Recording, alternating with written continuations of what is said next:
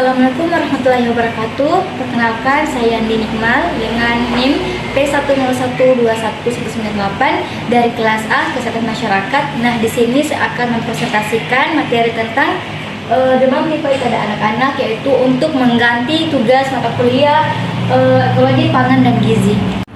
Apa itu demam tifoid? Demam tifoid adalah penyakit yang menyerang perut. Lebih jelasnya, demam tifoid atau disebut juga tifus adalah suatu infeksi akut yang terjadi pada usus halus yang disebabkan oleh bakteri Salmonella typhi. Nah, tifus ini juga dapat terjadi pada semua umur, tetapi yang paling sering terjadi itu pada anak usia 5-9 tahun. Berdasarkan Kementerian Kesehatan Republik Indonesia tahun 2012 itu, kasus demam tifoid di Indonesia mengalami peningkatan dari tahun 2012 sampai tahun 2015. Nah, pada tahun 2012 itu jumlah kasusnya sebanyak 5.798 dan pada tahun 2013 sebanyak 9.357 dan pada tahun 2014 sebanyak 9.721 dan pada tahun 2015 itu dia sebanyak 9.748. Nah, ini dia berdasarkan dari data Kemenkes RI 2012. Nah, selanjutnya itu demam tifoid adalah salah satu dari 10 penyakit paling umum di Jawa Timur dari tahun 2008 hingga 2010. Nah, dengan kejadian demam tifoid sebanyak 4.000 kasus di sejumlah puskesmas dan 1.000 kasus di rumah sakit per bulan dengan angka kematian sebesar 2%. Selanjutnya, penularan kuman tifoid. Nah, penularan kuman tifoid ini dia dari penularan bakteri Salmonella typhi melalui air dan makanan yang terkontaminasi. Jadi, penularannya itu dia lewat mulut bersama makan dan minuman, tangan yang kotor, tetelan, lalu berkembang biak di dalam usus halus. Nah, sehingga ususnya menjadi radang. Setelah hari ke-5 sampai ke-9, kuman akan memasuki aliran darah dan terjadi pelepasan endotoksin dari bakteri yang menyebabkan demam. Selanjutnya ada tanda dan gejala demam tifoid. Ada 8. Yang pertama ada demam 1 minggu dengan suhu 39 derajat Celcius sampai 40 derajat Celcius. Kedua, nafsu makan menurun. Ketiga, bibir kering terkelupas. Keempat, lidah kotor karena dilapisi selaput putih. Kelima, mual berat sampai muntah. Keenam, diare atau mencret. Ketujuh, lemas, pusing dan perut kembung. Kedelapan, pasien dapat menunjukkan sakit berat dengan gangguan kesadaran sampai koma.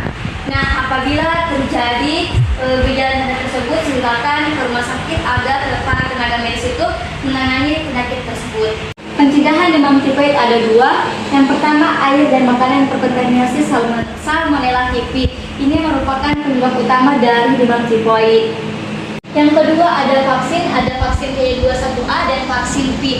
Nah, kedua vaksin tersebut itu merupakan untuk mencegah demam tifoid secara efektif dan aman.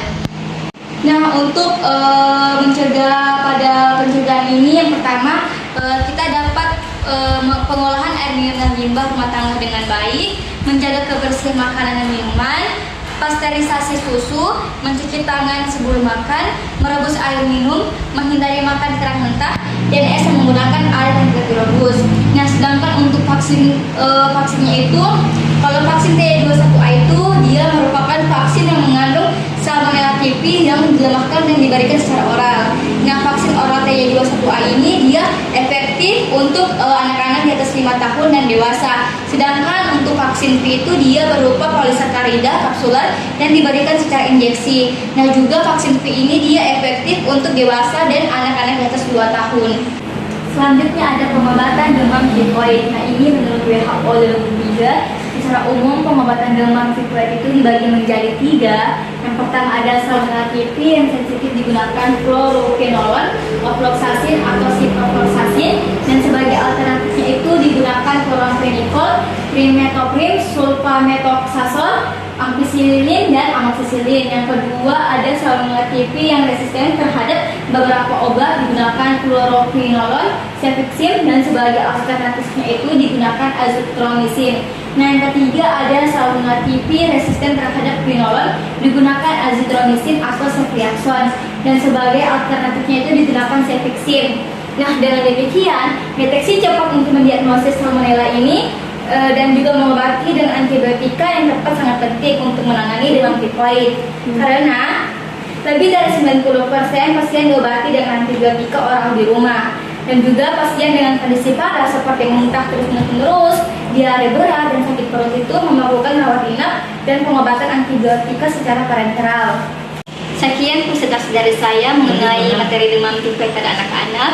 Kurang lebihnya mohon dimaafkan. Saya akhiri, wassalamualaikum warahmatullahi wabarakatuh.